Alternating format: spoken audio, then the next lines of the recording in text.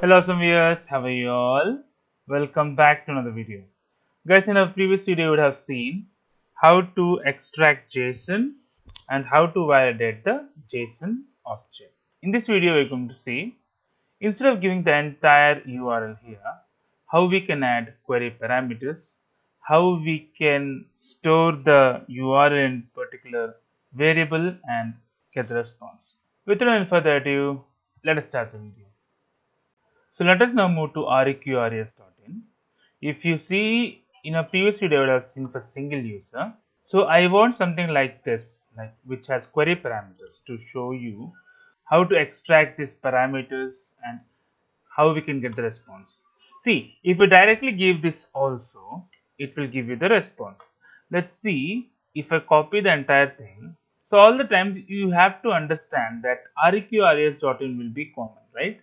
And this API users can be the endpoint, and this anything up after the question mark is the query parameters. So we can keep the query parameters in single variable, right? And we can have this one also in single variable. So in real time it happens that we don't hard code an API, we pass it dynamically. I'll add here base URL.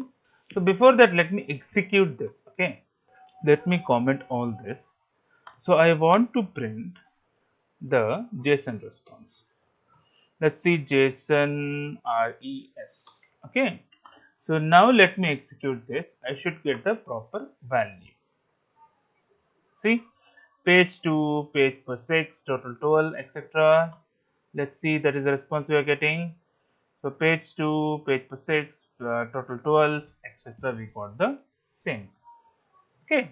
Now let's move on to our program. So base URL I'll be adding. So let me remove the comment here. So base URL I'll add this. Copy this. Let me paste it here. That's it. So I want this as a base URL.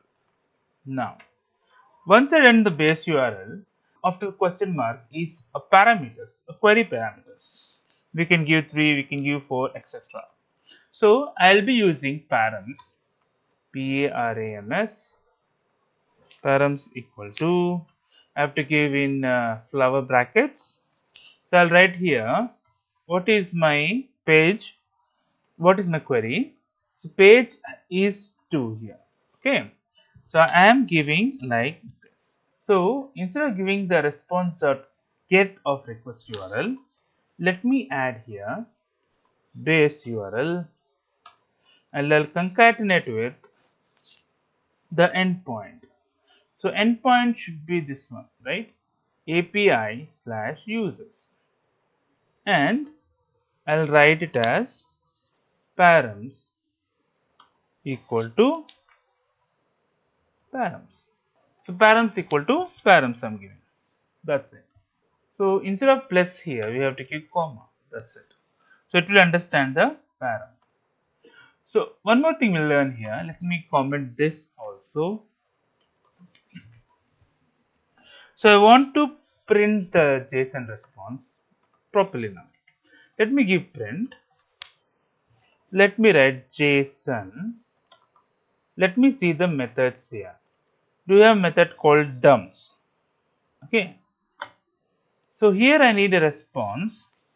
So I want the entire response in the form of a .json.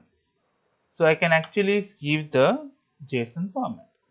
If you don't have anything, you can directly print like this. Okay.